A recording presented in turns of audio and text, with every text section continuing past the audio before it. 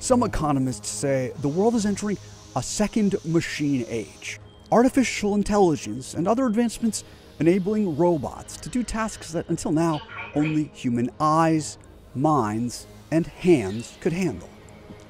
For this episode of Moving Upstream, we traveled through Asia to meet the next generation of industrial robots, where robots are making robots.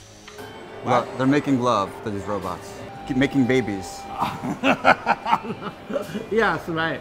To see how they're changing manufacturing and whether they're sealing the fate of low-skill workers.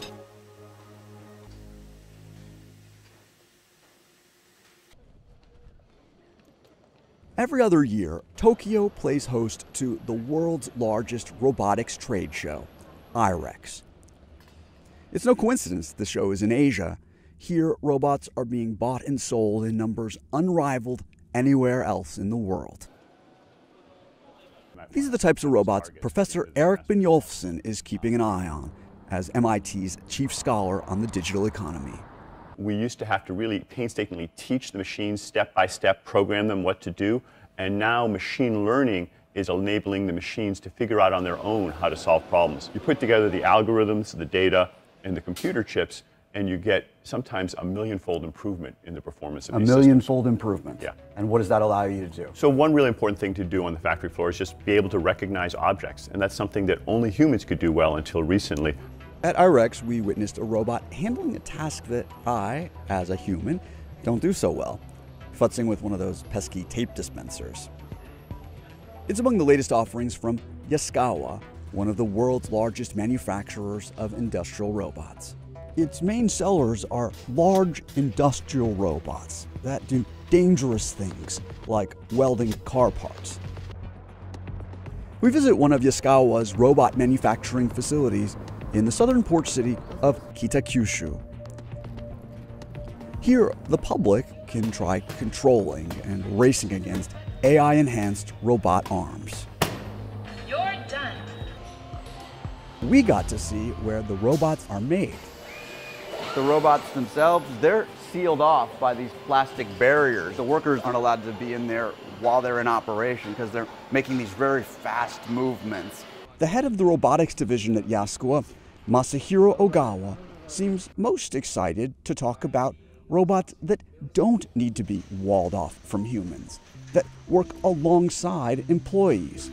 In the industry, they're called cobots. The International Federation of Robots predicts in coming years, cobots will lead the robotics industry. That's partially what's driving startups like China-based Elephant Robotics to get in the game. Heated people, so it will just stop. Yeah. So work with people. Yeah, works with people. Yeah. We asked their founder, Ju-Yi Song, how his cobot is different from traditional robot arms. It moves not that quick, and it is very, very light. Okay. So it can work with people. So this is the most important thing. In addition to being safer, the collaboration proves to be more productive. A study conducted by MIT researchers found that human-machine groups were more efficient than teams wholly comprised of one or the other. They also reduced human idle time by 85%. While traveling through Japan, we visited Huistenbosch, a Holland-themed amusement park.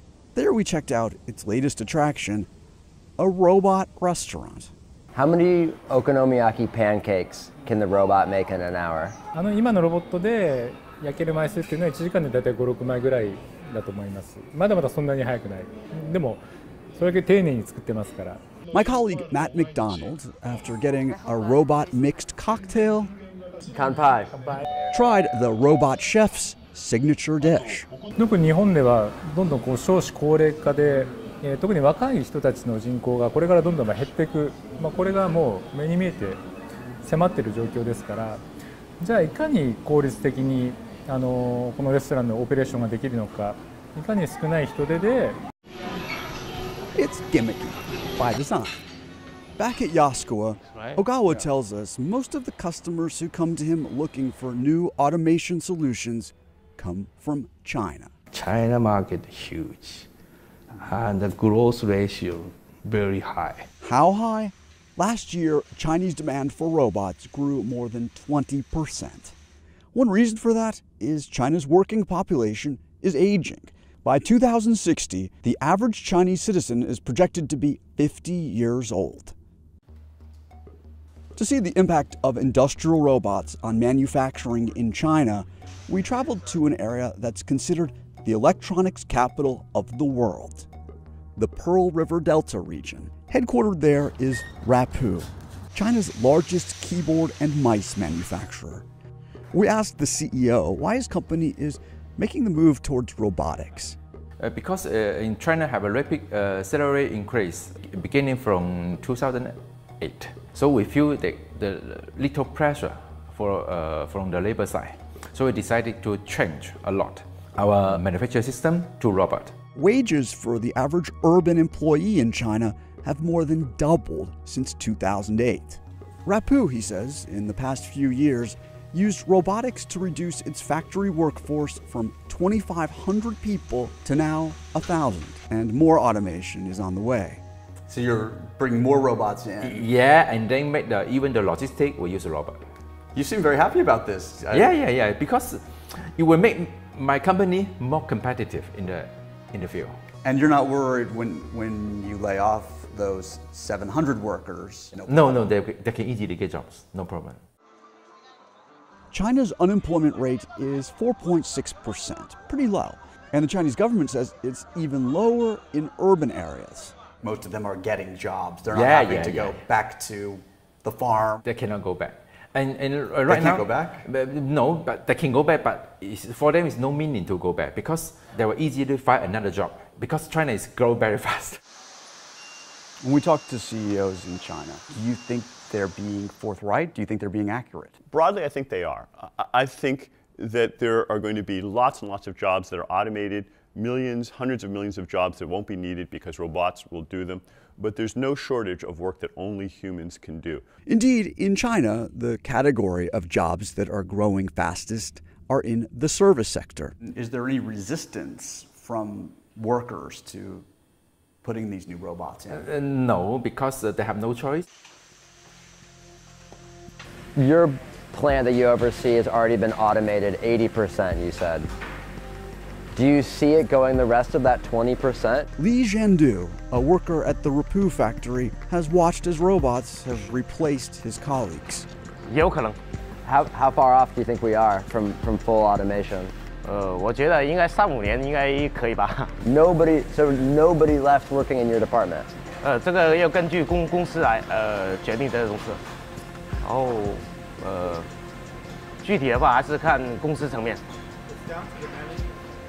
Chinese delivery company JD is showing how automation is advancing in other industries, like logistics. There are still some employees here, but not at a JD sorting center near Shanghai. It's taking nearly all humans out of this process. And this is the same company that last year began making drone deliveries. This is a moment of choice and opportunity. It could be the best 10 years ahead of us that we've ever had in human history, or one of the worst, because we have more power than we've ever had before. The tools by themselves are not going to lift up the billions of people who are being left behind.